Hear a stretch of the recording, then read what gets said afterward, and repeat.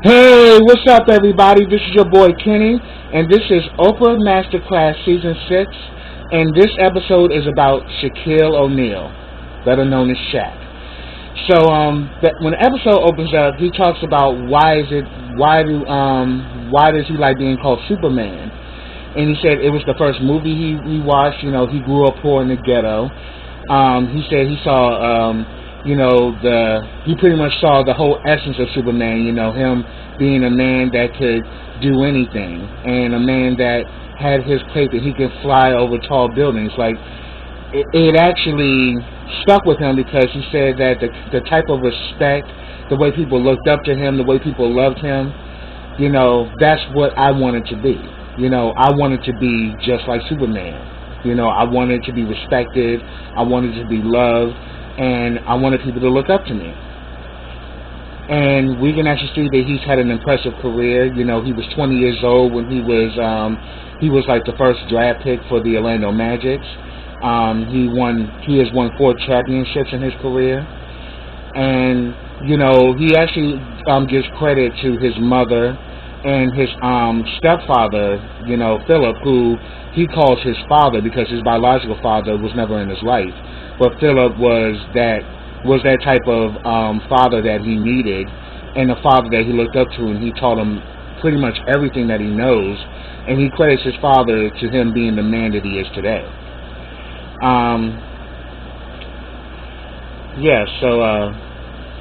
And he even talks about, you know, even being as a child, you know, he knew he was different, you know, because he was like really big at the age of 2, and he had said that, you know, when his mom was 2 years old, when he was 2 years old, his mom would take him, you know, they would ride the bus, and a lot of times she would get into fights with some of the bus drivers because they thought that Shaq was of age, but he was just a big 2-year-old kid. And she would be arguing like, no, he's 2 years old. What are you doing? You know, but he said that, look, his mom would fight for him. And he credits his mom, you know, being that woman that was always, you know, there in his life, and a woman that always was willing to fight for him to get, you know, to not only get to where he is, but, you know, will fight for him to be a better man. So one of the points that he stresses in this episode is learn to fail. And he was saying that, yeah, even though he was 6'9", you know, when he was in his teens, he was a terrible player. He would have the worst tryouts, you know, and him playing sports was a dream of his. And it wasn't until that his father, you know, who was in the military, when they were stationed in Germany, he actually went for this, this group called DYA, which was Dependent Youth Activity. And it was from there that he began to hone his talents, began to hone his craft, began to get better, become a better player and a better athlete. And pretty much, you know, his father was like a drill sergeant when it came to him achieving his goals. He was like, you never quit. You never give up. So what if they told you weren't good enough? Go back again and show that, and pretty much make liars out of those people. So pretty much by the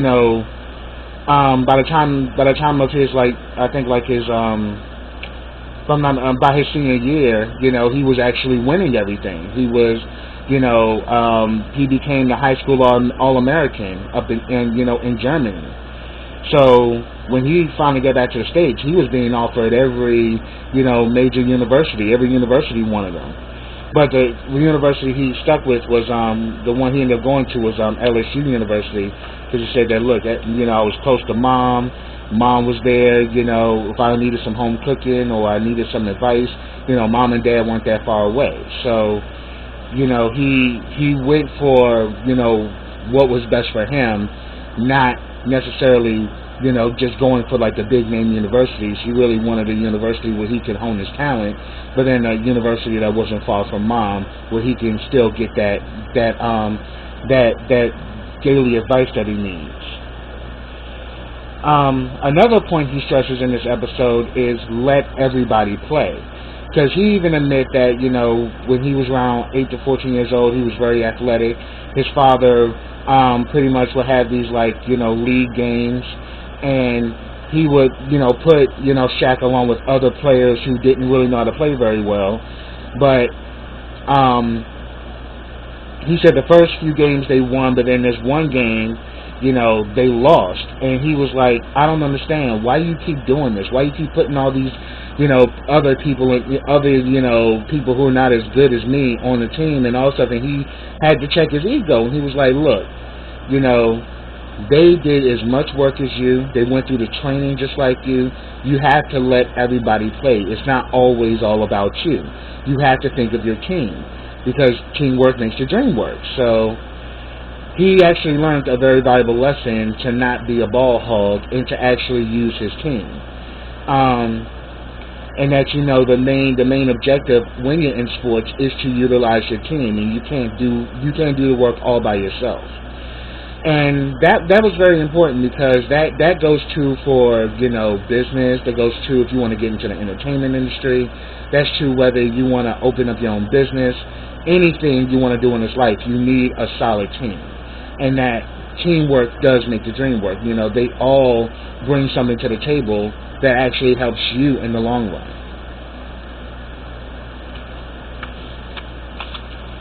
And one thing that he attributes to teamwork is that, you know, he says that, you know, I think of teamwork like, you know, going to the buffet. You know, everybody eats. You know, nobody is turned away, because you can't go to the buffet. You need all that food by yourself. You need a crew of people to eat all that food. So, you know, if you have that mentality of your team that, look, we all eat at the end of the day, and we're all benefiting off of the work that we're doing, then it becomes you know, it becomes more tight, and it actually works, because everybody is winning. And then another point he stresses in this episode is communicate. And he says relationships end without communication. And he actually talks about the movie Blue Chips, which is a movie I've seen many times. Nick Nolte was in it. Shaq was in it. And also a player who I think who was playing for the Golden State Warriors at the time was Anthony Penny Hardaway. And they instantly struck up a good relationship on film. You know, they, you know, instantly clicked. And pretty much what Shaq did was that he talked to his agent and said that, look, we need like a guard, and Anthony is perfect for that, so keep him in mind. So when those draft picks came up the next year, you know, they picked up Anthony, and him and Anthony both played on the Orlando Magic. And he said that they were like the best of friends. You know, they got along on the court and off the court. You know, they never had an argument. They was always there for each other. And then he pretty much also stresses that, look, you know, ego would get you in trouble without communication. And the reason why he bringing this up was because something happened on the Orlando Magic where Anthony Hardaway decided that he wasn't going to play until he got paid. So they finally cut him a paycheck and everything was cool. But then it came around Shaq's time. Shaq kind of went through the same thing with the Orlando Magic team. He wasn't getting paid. And Shaq was like, look, I'm not moving forward until I get my money. But then they kind of put in his head that, well, it really doesn't matter because it's Penny's team anyway. And he felt that, you know, when he stuck, because after Anthony decided to step down until he got paid, Shaq supported him 100%. But he didn't feel he got that same report back from Anthony, so he pretty much said that, you know, my ego got to the best of me, and I decided to leave the team. I became a free agent, and I ended up negotiating a deal with the LA Lakers. But he said at the end of the day, I still wanted to play for Orlando Magic. And he said that our friendship, you know, our friendship wasn't the same after that, because he said that if I would have just communicated and reached out to him, maybe things would have been different. But I jumped to conclusions that, oh, now that everything is working good for Penny don't give a damn about Shaq, and that really wasn't the case at all.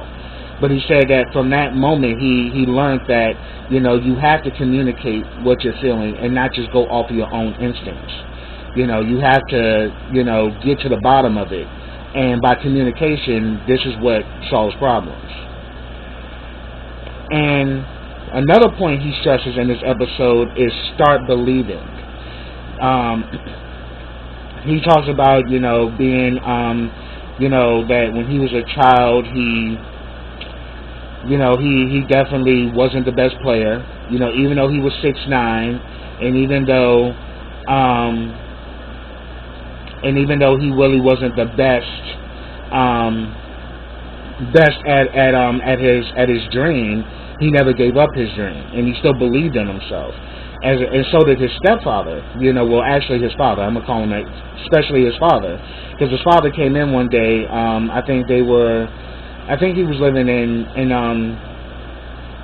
I think it was like, after they had moved back to Jersey after living in Germany, his father came in with a newspaper, threw it at him and said, like, look, get up off your ass and let's go down to this clinic for the soldiers. There's some important people there, and one of those people was Dale Brown. And, he said that, everyone was asking him questions, and, at the time he was in high school, well, actually, no, he wasn't in high school. He was actually in middle school because he was 13 at the time when he went to this meeting. And, he's seeing him interact with all these players, but finally he got to ask him a question, about, how can he improve on his game and how can he actually, increase, his energy on the field. And he was rather impressed with him. So he said that, and he was saying that, look, so therefore they start talking and start vibing, and then when he lets him know he's 13, he was shocked. He was like, what? You're what? He's like, I'm 13, because he thought he was a grown man, but he was only a 13-year-old kid. So he was rather impressed. He's like, look, where's your father? And he's like, look, I want to give your son a scholarship. And he says that, and his father said that, give him a scholarship not because he's a great player, but because you want him to be an educated man. And he said that he got offers from, NC State, Duke, Illinois, like so many different places were giving him scholarships. Because he said, because his father told him that if you want a scholarship, you need to talk to this guy. And he was impressed with him. And he said he ended up selling for LSU, which I mentioned before. And he says that, look, you have to believe in yourself, because he said the one thing that motivated him to believe in himself is that he knew that other people believed in him, like his father and his mother. And he said that, look, if they believe in you, you got to start believing in yourself. And another point he stresses in this episode is never be satisfied. He talks about when he won, his first championship ring, his father was like, oh yeah, that's cool, and slammed the ring down. It's like, okay, go get another one. He comes back and gets another one. Father's like, okay, that's good, get another one. So he says by the time he made his fourth ring, he said that his father was moved to tears, and he says that's the first time he ever saw his father cry. And he said his father would do the same thing when he was a kid, that he would come home, because he used to play he used to play all kind of sports growing up. So when he would win or get a trophy, he would bring it home. His father was like, oh yeah, it's great. He said the trophy would be there one day, and then the next day it would be gone. And he said that he started to notice this a lot. He said, I didn't say anything when I was a child, because, whatever dad says goes. So I never questioned my father, but I constantly wondered why did he always put things? Why was it that every time he would bring home a trophy, the trophy would disappear? And his father, once he became an adult, he actually asked his father, why did he do that? And he told him that he never wanted him to be satisfied. He never wanted him to rest on his laurels. He said, okay, you made an achievement, that's great, but there's more to achieve. Keep going. And he even said that, once his father had passed away, he dedicated a room to his father where all of his trophies that he received as a child that his father had hid, because he found out all the trophies he never threw away. He put them away. he put them away in boxes. So he said that he has a room dedicated in his home to his father, and all the trophies that he won throughout the years are now there, along with memorabilia of his dad. So I thought that was very awesome. Another point he stresses in this episode is get 2 degrees to touch my cheese, and he was talking about his children, and he was saying that he's noticed that a lot of rich people who the ones who give their kids everything, they usually end up bad. But he says the ones that actually have to work for what they want, they turn out better. And he used Nick and Mickey Harrison. I think it was Nick who actually owned the Miami Heat. Nick was the father and Mickey was the son. But then he said that when he played for the Miami Heat, he would see Mickey doing all kind of things. He would see him cleaning the lockers. He would see him, handing out information, to the fans about the team, and then would see him doing all kind of obvious jobs. He said that the first years I was on that team, I never saw Mickey wore a suit.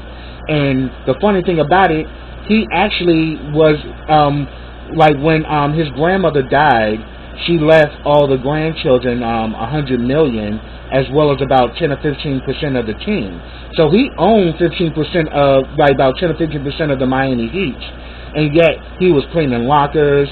He was doing odd jobs like cleaning, getting the team's jerseys together, handing out flyers to the fans. He said that he worked his butt off, and he said that by the time he left the Miami Heat, he was actually working in marketing. But then he said that he learned a lot from that relationship, that even though his father owned the team, he wasn't going to give him a free pass. That he had to start from the bottom and work his way up, and that's exactly what he did with his son. He taught him the principle of hard work, and he said that that's exactly what I do with my kids. And he's like, yeah, you got to get 2 degrees to touch my cheese, because I ain't giving you nothing. I thought that was really cool, because he said that I'm not going to raise spoiled kids. I'm gonna raise kids the way I was raised. Nothing was handed to me, but I will be there and I'll support my children, but I'm not gonna give my children what they want. They're gonna have to work for what they want. So I thought that was very strategic and very profound. And another point that he stresses in this episode is respect.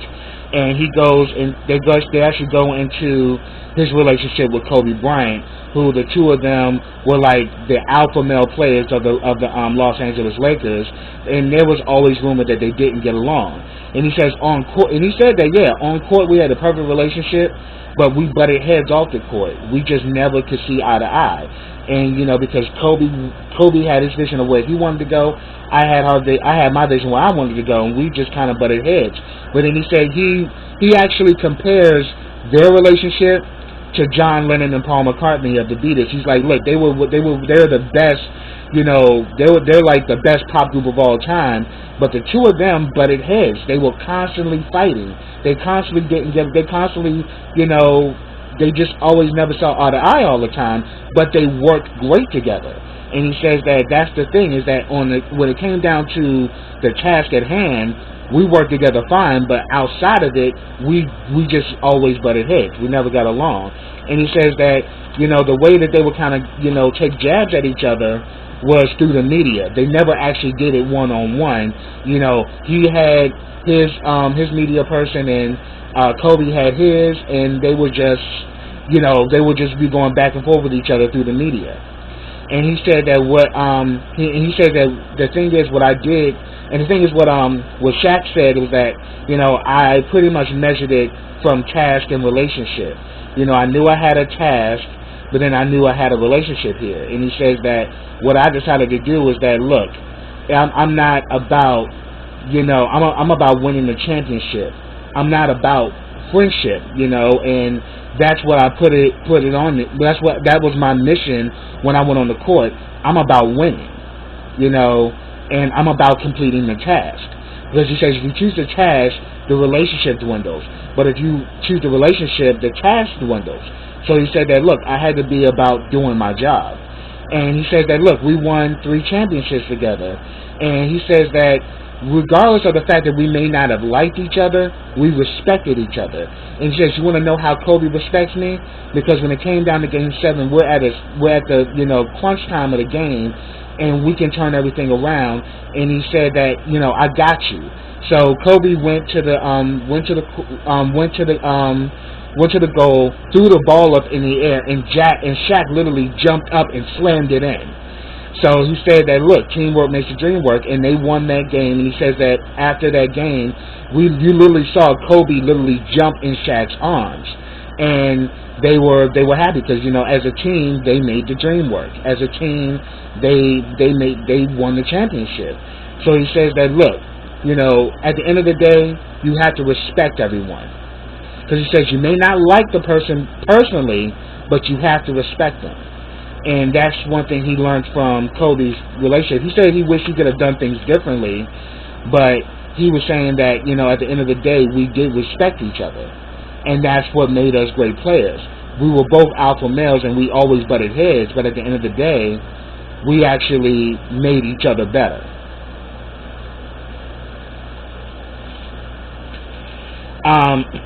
Another point he stresses was, build your control panel. And what he means by build your control panel is keep people around you who will keep you on the straight and narrow, who will let you know when your stuff stinks, who will let you know when you're out of line or out of order, and they will get you back into the realm of doing what you're supposed to do. And he credits this to not only to his father, but his two uncles. And his two uncles were police officers.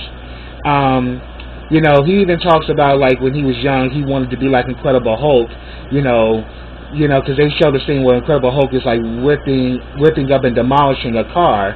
He chose to do the same thing, thinking he the Incredible Hulk, and his father ended up tearing his butt up because of it. But then his uncles were the ones who kind of let him know that, look, you need to stay out of trouble. You need to kind of focus. And they kind of also took him to the prison to be around the prisoners, kind of like Beyond Scared Straight. And he said that, that woke him up. Because he says that, look, you doing this crap like violating people's property, that's going to get you locked up, boy. So at the end of the day, if you really want to be somebody, you got to respect people. You got to do what you're supposed to do, and don't get caught up, in your environment. Because if you get caught up in your environment, you're going to go down the same road that a lot of these cats are going down. Either you're going to be selling drugs, or you're going to be dead, or you're going to be locked, or you're going to be locked up. So therefore, he also learned in this principle that, by building a control panel, they not only helped him with life decisions, but also business decisions. Because he said that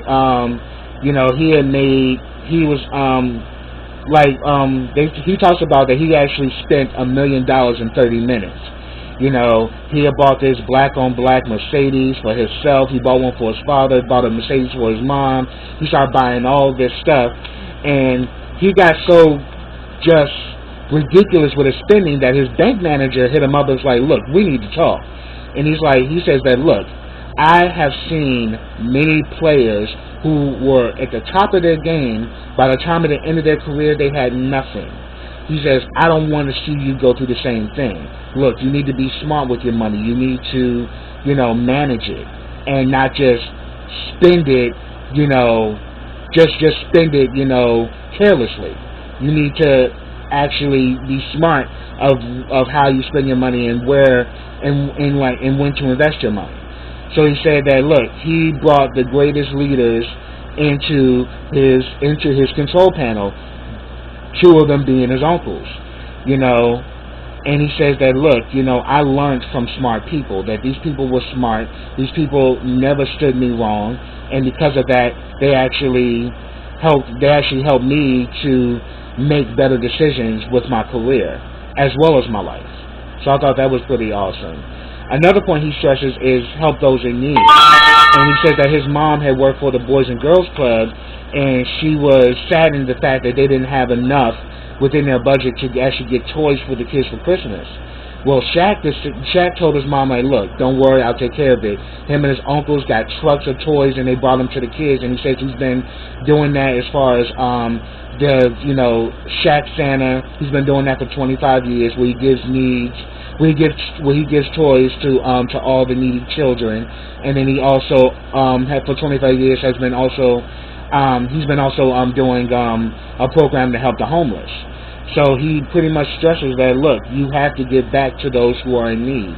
Because he talks about his father. His father had made a lot of money because his father not only was a part of the military, but then he also worked for a U-Haul company, and he made some extra money.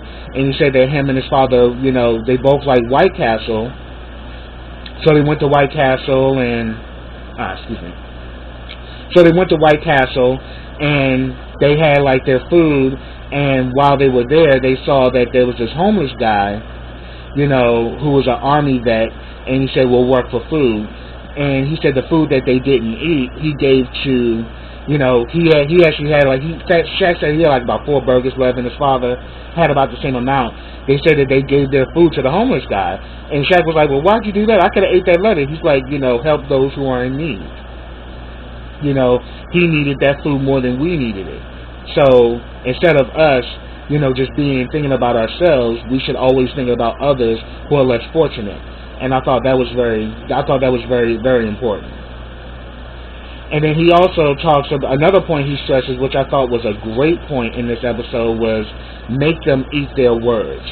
And he said that, look, when I was a kid, I had a stuttering problem. I got in a lot of fights, and I didn't start winning games until I got in high school.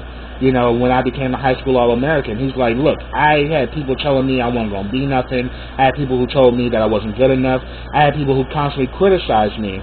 But he said that what helped me was that I turned off my feelings to criticism, and I just said that, look, I'm going to make you eat your words. Yeah, you're saying this right now, but I'm going to make you eat your words. And he says that criticism actually made him a better person, because he realized that, look, everybody's not going to like you, but people can say what they want about you, but at the end of the day, you control the narrative. You're the writer of your story, so they may not be believing you now, but they may believe you later.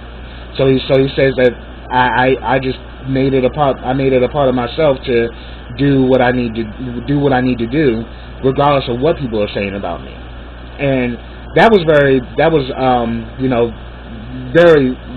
powerful. And that was pretty much one of the last points he made in this episode, is that, look, you have to, you have to, make people eat their words. Pretty much flip the criticism around and make them realize that, okay, what you said was wrong. Make them see they're wrong. Don't tell them that they're wrong. Prove to them that they're wrong. So that's what I have for you guys. If I missed anything, put it down in the comments. I'd love to talk to you about it, but I thought this was a great episode. Subscribe to my channel. Click that bell so you can get notifications every time I drop a video. Like this video, comment on this video, and share this video. And I will be back with the next episode of Oprah's Masterclass. So until then, everybody, take care.